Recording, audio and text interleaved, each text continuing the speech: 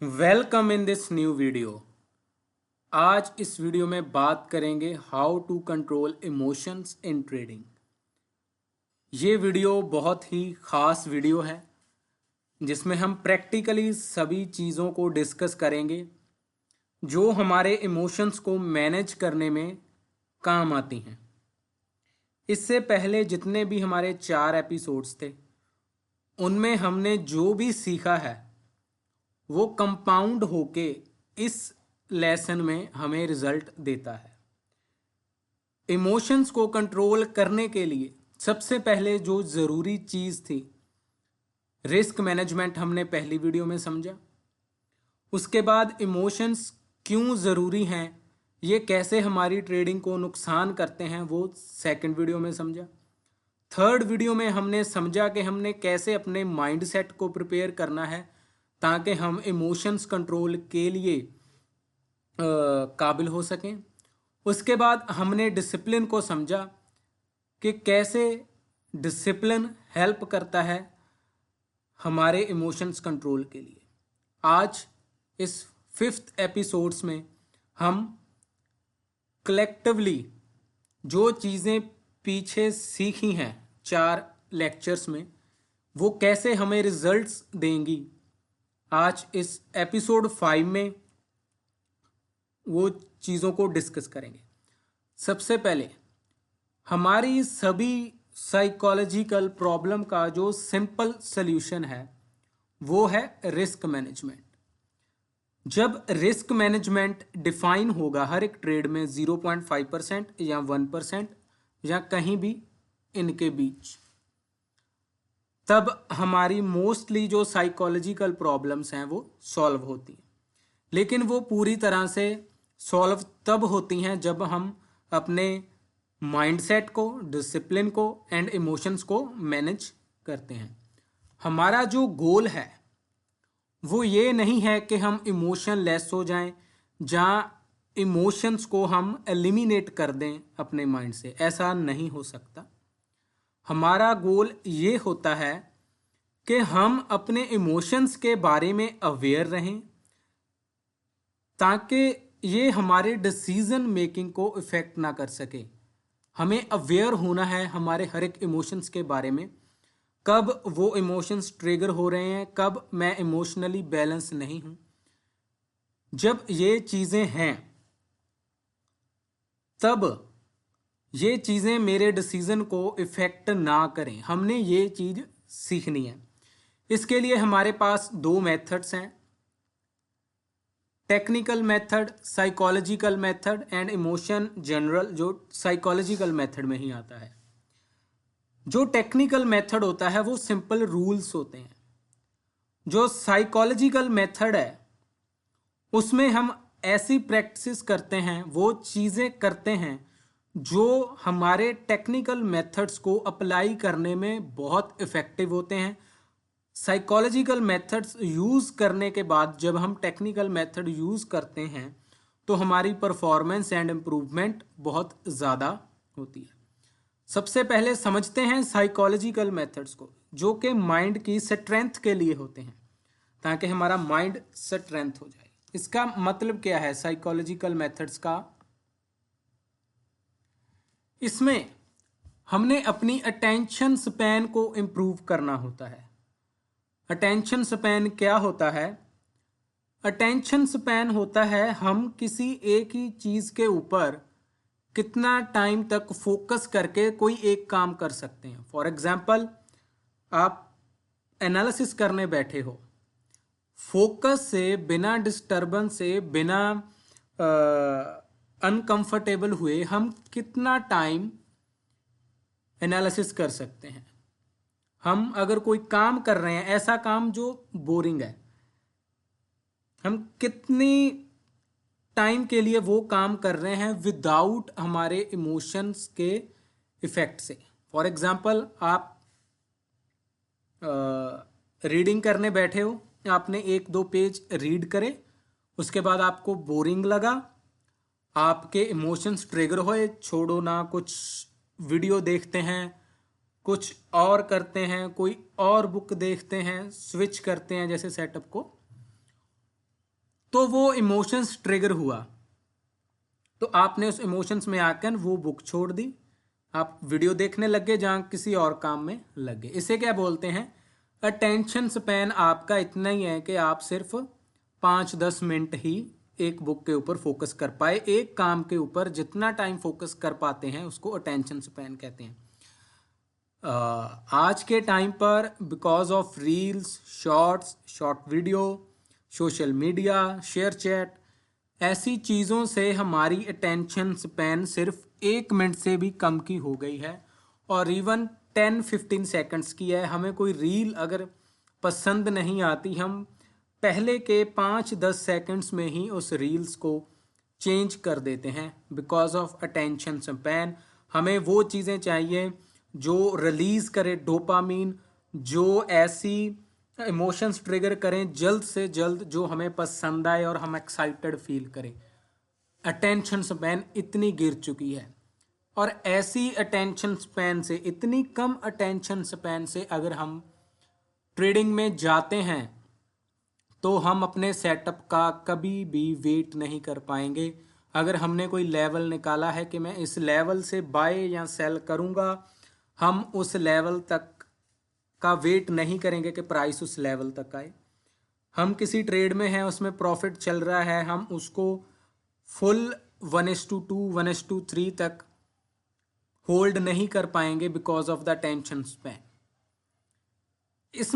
इसको कैसे इम्प्रूव करना है टेंशन स्पैन को? अवेयर एंड ऑब्जर्वेशन से। आपको ऐसी एक्टिविटीज करनी है विदाउट फोन के बिना ऐसी एक्टिविटीज करनी है जो बोरिंग लगे और जिसमें आप अवेयर हो। For example walking, morning walk, किसी भी टाइम की वॉक विदाउट फोन। जब आप वॉक करोगे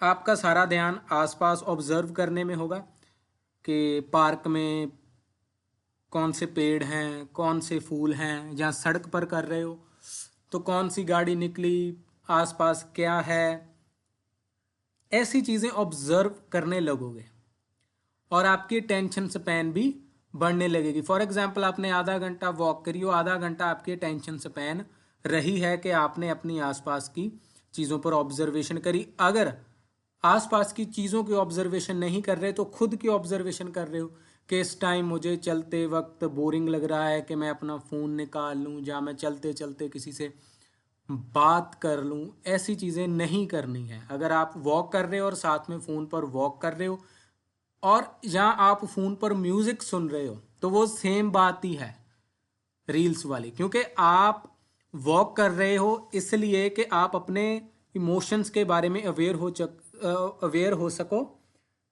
कि चलते वक्त आपको कैसे इमोशंस आ रहे हैं। आपको पेन फील हो रहा है कि मैं चल रहा हूँ, आपको गर्मी ठंड लग रही है, ऐसी चीज़ें के बारे में अवेयर होना है कि मुझे क्या फील हो रहा है, मुझे गुस्सा आ रहा है, मुझे अच्छा नहीं लग रहा। ऐसी चीज़ों को फील करना है वॉक करके वक्त, ताकि आप अपने इमोशंस के बारे में अवेयर हो सको।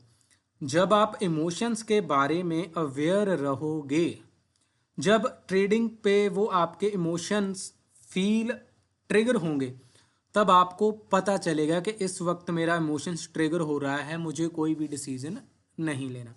जब हम म्यूज़िक सुनते हैं, साथ में वॉक करते हैं, जिम करते हैं म्यूज़िक के साथ, तो वो जो म्यूज़िक के गाने हैं, जो म्यूज़िक की वाइब्स है, वो हमारे अंदर इमेजिनेशन बनाती हैं।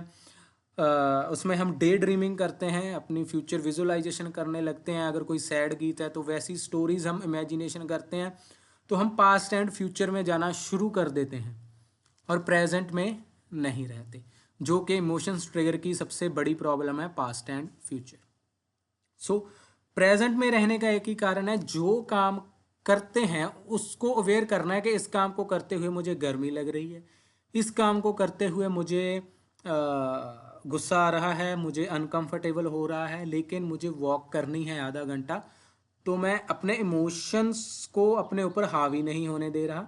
मैंने आधा घंटा कहा था, मैंने आधा घंटा वॉक करी, जो भी इमोशंस आए उनके बारे में मैं अवेयर रहा कि वॉक करते हुए मुझे बोरिंग लगा, अनकंफर्टेबल लगा, लेकिन फिर भी मैंने अपना डिसीजन है जो वो इमोशंस के बेस्ड पर नहीं लिया। इसे कहते हैं इमोशनली अवेयर होके डिसीजन लेना, जो कि हमको ट्रेडिंग में करना है। हमारा मूव मिस हो गया, हमने इमोशंस में आकर कि मैं रह गया, प्राइस में कहीं भी एंट्री नहीं लेनी, इसको देखते हुए कि मैं इमोशनली ट्रिगर हूँ, इस वक्त मेरे अंदर फोमो है, इसको देखते हुए मैं अब प्रैक्टिकली लॉजिकली डिसीजन ले रहा हूँ कि मुझे नेक्स्ट लेवल का वेट करना है। इसे कहते हैं इमोशंस को मैनेज करना।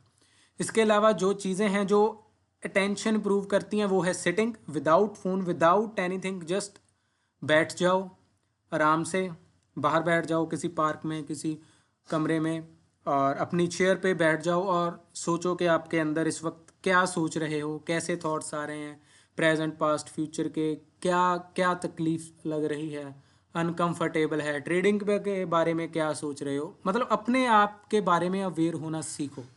वॉक करो, वेट करो किसी सेटअप की, ऑब्जर्व करो कि आसपास क्या हो रहा है, मेरे अंदर ही क्या हो रहा है, और रीडिंग करो, बुक्स को रीड करो, कुछ टाइम मेडिटेशन करो। इनमें से जो भी आपको सूटेबल लगे वो आप कर सकते हो। अवेयर होना मोस्टली बताता है विपासना मेडिटेशन। बहुत सारे लोग हैं जो 10 डे का कोर्स करते हैं, उसमें 10 डेज आपको विदाउट फोन मौन व्रत में रहना होता है, किसी से बात नहीं करनी, किसी को कुछ नहीं करना, सिर्फ पूरा दिन मेडिटेशन करनी है। वो 10 डेज बहुत मुश्किल होते हैं निकालने। बहुत से लोग हैं जो वो 10 डेज कंप्लीट नहीं कर पाते, वो 2 दिन के बाद आ जाते हैं, कई 3 दिन के बाद आ जाते हैं, कई 5-6 दिन के बाद आ जाते हैं, मतलब बीच में छोड़ते रहते हैं, जाते बहुत हैं लेकिन हर एक वो 10 दिन कंप्लीट नहीं कर पाते। जब मैं गया था, मैं एक बार ही गया हूँ आज तक, तो मैंने 6 दिन तक तो बहुत अच्छा कंट्रोल कर लिया था। उसके बाद बहुत ज़्यादा इमोशंस ट्रिगर हुए थे, लेकिन फिर भी मैंने अपने पूरे 10 के 10 दिन कंप्लीट करे थे वहाँ पे, जिसके बारे में मुझे ये सब चीज़ों का पता है, साइकोलॉजी का, इमोशनल अवेयरनेस का, ठीक है, जो मैं कह रहा हूँ, और ये ट्रेडिंग में बहुत हेल्पफुल हैं। अब हमने बात कर ली है साइकोलॉजिकल मेथड्स की, अब बात करते हैं टेक्निकल मेथड की। साइकोलॉजिकल मेथड्स का मेन इम्पॉर्टेंट जो वर्क है यही है कि हम अपने टेक्निकल्स मेथड को इम्प्रूव कर सकें। टेक्निकल मेथड कुछ नहीं है, सिर्फ रूल्स हैं जो हमें फॉलो करने हैं। वो रूल्स तभी हम फॉलो कर पाएंगे जब हमारा माइंड में स्ट्रेंथ होगी। सबसे पहला है फोमो। हमसे प्राइस निकल गया, अब क्या करें?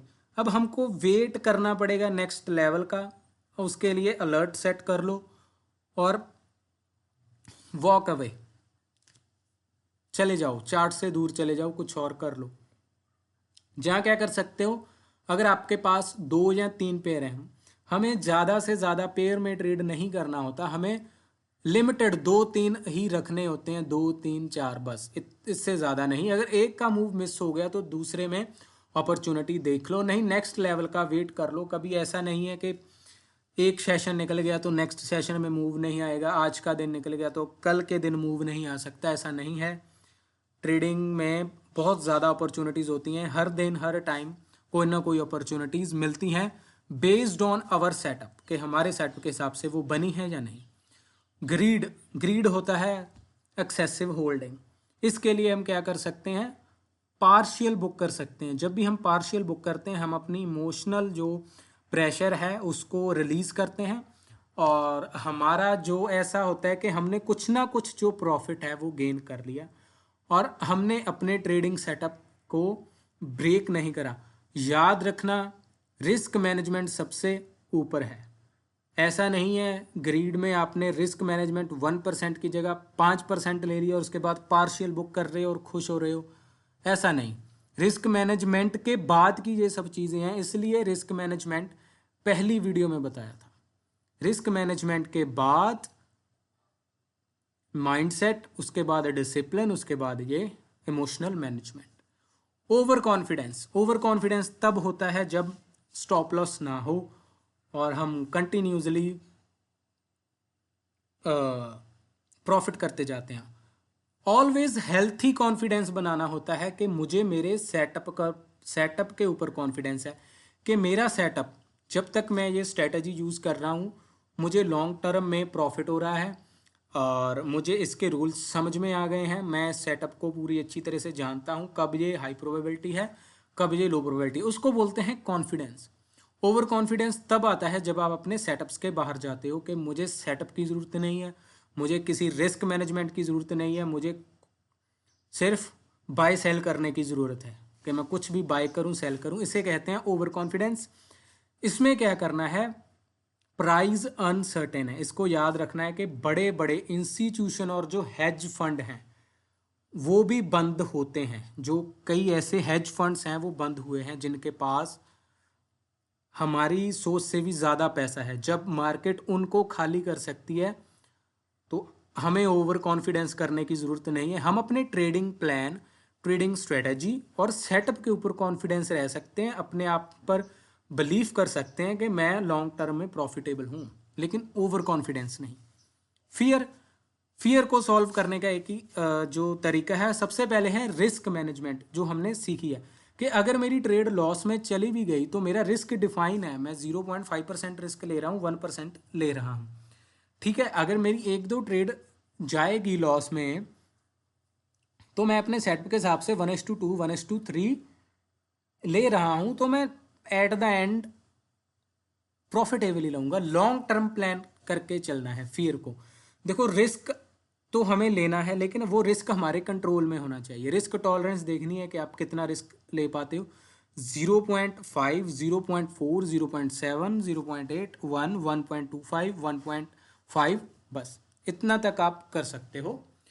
उसके बाद आता है इम्पेशंस। इम्पेशंस वो चीज़ है जिसका कोई रूल्स नहीं है, सिर्फ जो एक्सपीरियंस है वही आपको पेशेंट होना सिखा सकता है। इम्पेशंस का इलाज यही है एक्सपीरियंस। जितना अपने आप को इम्प्रूव करोगे, अपनी मेंटल स्टेट के बारे में अवेयर रहोगे, जैसे जैसी आपकी अवेयरनेस बढ़ेगी आपके इमोशंस के बारे में, तो आप पेशेंट होना सीख जाओगे। ठीक है। उसके बाद है रिवेंज ट्रेडिंग। रिवेंज ट्रेडिंग तब होती है जब हम अपने किसी भी एक इमोशंस को कंट्रोल नहीं कर पाते। हम फोमो, ग्रीड, ओवर कॉन्फिडेंस, इन तीनों में से अगर किसी एक को भी मैनेज नहीं कर पाए तो वो किसका किस में बदल जाएगा, वो रिवेंज ट्रेडिंग में बदल जाएगा। जब भी अगर आप अपने इमोशनल स्टेट के बारे में अवेयर हो, अवेयर कैसे रहोगे, अटेंशन स्पैन से। अटेंशन स्पैन कैसे इंप्रूव करनी है बता दिया गया है। जैसे ही पता चले कि मैं अवेयर, मुझ में रिवेंज ट्रेडिंग के जो सिम्टम्स, मेरे अंदर इमोशंस आ रहे हैं, उसी वक्त अपने पीसी को शट डाउन कर दें, ट्रेडिंग को उस दिन के लिए, उस सेशन के लिए क्लोज कर दें। ठीक है। और ये सब चीज़ें हैं इमोशंस को मैनेज करने की। हम ये नहीं कर सकते कि मैंने इसकी डेफिनेशन पढ़ ली फोमो की, ग्रीड की। Don't learn FOMO definition, find your version, find your version of FOMO. इसका क्या मतलब है, पहली वीडियोस में बताया गया था, जो सेकंड वीडियो थी इमोशंस कैसे इफेक्ट करते हैं, कि हर एक की अपनी अपनी पर्सनैलिटी है, उसको अपनी पर्सनैलिटी के हिसाब, किसी को एक इमोशंस ट्रिगर होता है, किसी को मल्टीपल इमोशंस ट्रिगर होते हैं, किसी का फोमो अलग तरीके का है, किसी का फोमो अलग तरीके का है। ये आपको खुद अपने आप को ऑब्जर्व करना है, अपना पर्सनल जो इमोशनल पैटर्न है वो रिकॉग्नाइज करना है कि जब आप चार्ट्स पर हो, चार्ट्स पर आपने ऐसा क्या देखा जिससे आपका पर्टिकुलर फियर, फोमो, ग्रीड या ओवर कॉन्फिडेंस इमोशंस या इम्पेशेंट ट्रिगर हुआ।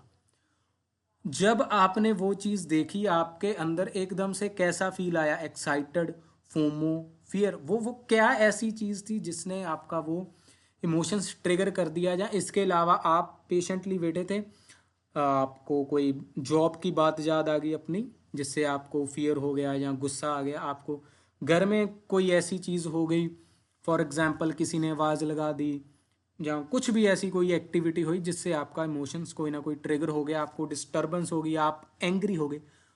उन पैटर्न्स को पकड़ो जो आपके अंदर चल रहे हैं, कि जिससे आपका कोई ना कोई इमोशंस ट्रिगर हो रहा है। तो फिर जब आपको पता है कि आप बैठे हो और आपको किसी ने आवाज़ लगा दी कि आके कुछ हेल्प कर दो, है ना, ऐसी कोई बात घर में हो जाती है कि ये कुछ ऐसा कर दो, आपको डिस्टर्बेंस हुई, आप एंग्री हो गए, और एंगर में आपने जा तो जल्दी जल्दी से ट्रेड की एक्टिव कर दी, जहाँ आप ट्रेड में थे आपने इमोशनली कि मुझे अभी उधर जाना है तो मैंने कोई यहाँ पर इसको पहले बुक कर लिया, या कुछ ना कुछ ट्रेडिंग में अपने आप से कुछ ना कुछ चेंज कर दिया। तो ऐसी चीज़ों को मैनेज करना है कि मुझे अगर डिस्टरबेंस हुई है तो वो डिस्टरबेंस से जो इमोशन ट्रिगर हुआ है एंग्री का, तो वो उसका इफेक्ट ट्रेडिंग में जो मैंने डिसीजन लेना है उसके ऊपर नहीं जाना चाहिए। आपने करना क्या है, आपके थॉट्स और आपके डिसीजन में गैप क्रिएट कर देना है।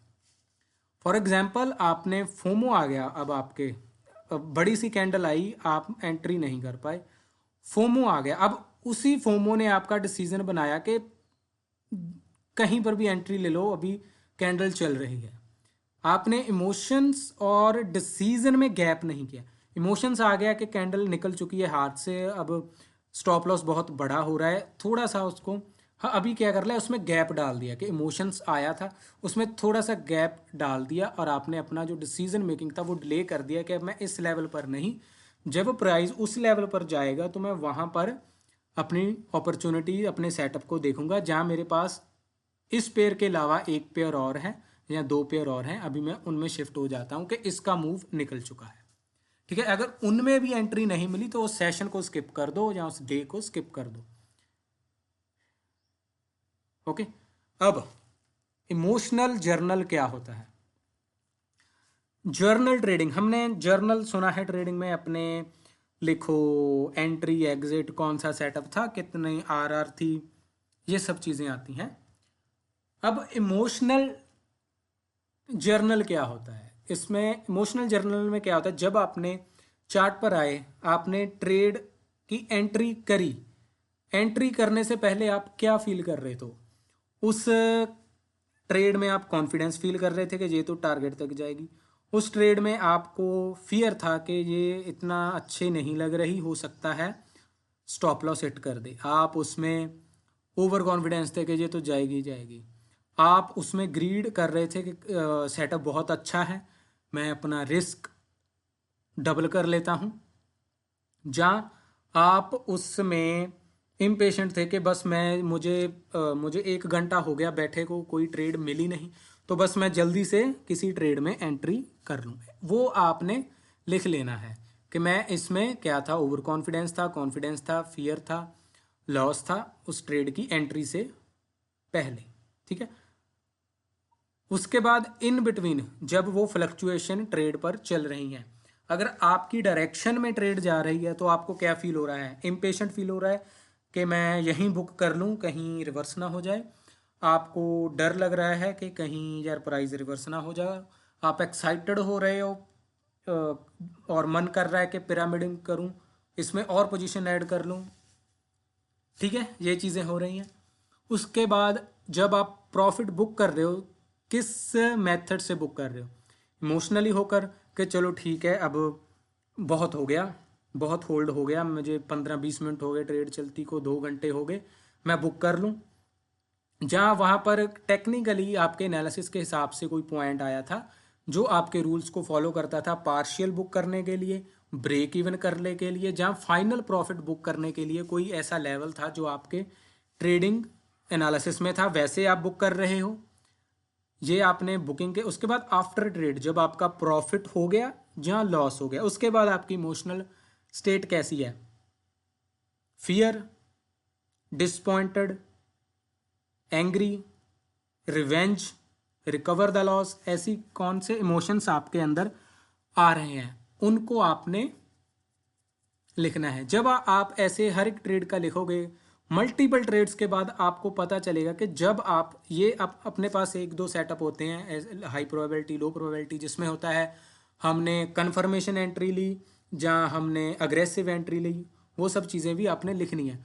और जब काफ़ी ज़्यादा ट्रेड्स का आपके पास डेटा होगा तब आपको पता चलेगा कि जब जब आप अग्रेसिव एंट्री ले रहे थे तब तब आपका जो उस टाइम पे इमोशन था एंट्री से पहले, आपका क्या फियर था या ग्रीड था अग्रेसिव में, और जब भी आप कन्फर्मेशन एंट्री ले रहे हो तब तब क्या आपके अंदर फोमो था कि कहीं मूव मिस ना हो जाए, कन्फर्मेशन एंट्री बने ही ना, जहाँ उस टाइम आपके अंदर कुछ ऐसे इमोशन ट्रिगर हो रहे हैं कन्फर्मेशन एंट्री के दौरान कि मुझे कहीं मैं पीछे ना रह जाऊं, फोमो, जहां आप ओवर कॉन्फिडेंस हो रहे हो कि अब तो कन्फर्मेशन है कि मैं रिस्क डबल कर लूं। ऐसी चीज़ें आपको फिगर आउट अपने आप हो जाएंगी जब आप अपना ट्रेडिंग जर्नल देखोगे 40-50 ट्रेड का, 100 ट्रेड्स का, कि जब जब मैंने अग्रेसिव ट्रेड ली तब तब मेरा एंट्री से पहले मुझे ग्रीड या ओवर कॉन्फिडेंस था। तब आपको पता चलेगा अग्रेसिव ट्रेड में आपका कौन सा इमोशन ट्रिगर होता है, तब आप उसके बारे में अवेयर रहना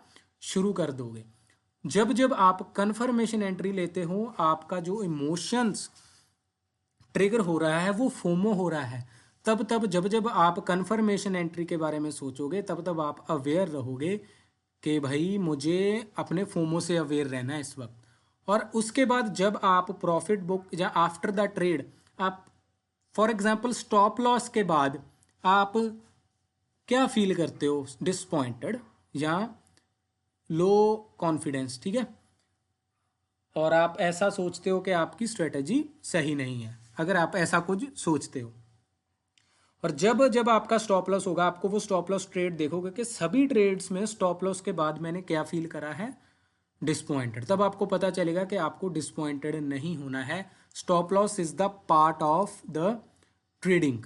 ये मेरा रिस्क पहले से डिफाइन था, अगर ये चला गया तो कोई बात नहीं, मेरे पास अगली अपॉर्चुनिटी है, ठीक है। इससे हम इमोशनली अवेयर होंगे कि किस टाइम पे मेरा कौन सा इमोशन ट्रिगर होता है, किस सेटअप में कौन सी एंट्री के टाइम मुझे क्या क्या चीज़ें फील होती हैं, फिर आप उनको मैनेज करोगे, ठीक है। मैनेज करना है, इमोशन कभी भी निगलेक्ट नहीं होते। बस ये होता है कि हमने अपनी मेंटल स्टेट के बारे में अवेयर रहना है कि जो मेरी मेंटल स्टेट इस टाइम है, मैं इमोशंस में हूँ, मुझे इस वक्त ट्रेडिंग डिसीजन नहीं लेना है। अगर आप अवेयर ही नहीं हो, आपकी अटेंशन स्पैन ही नहीं है, आप अवेयर ही नहीं हो कि आप इस वक्त ग्रीड में हो, तब आपको पता ही नहीं चलेगा कि मैं इस वक्त ग्रीड में हूँ, मुझे ट्रेडिंग नहीं करनी। तो अल्टीमेटली आप इमोशनली होकर ज़्यादा लॉट साइज और या ट्रेड को बुक नहीं करोगे, ऐसी चीज़ें आप करोगे, आप फोमो में जाओगे।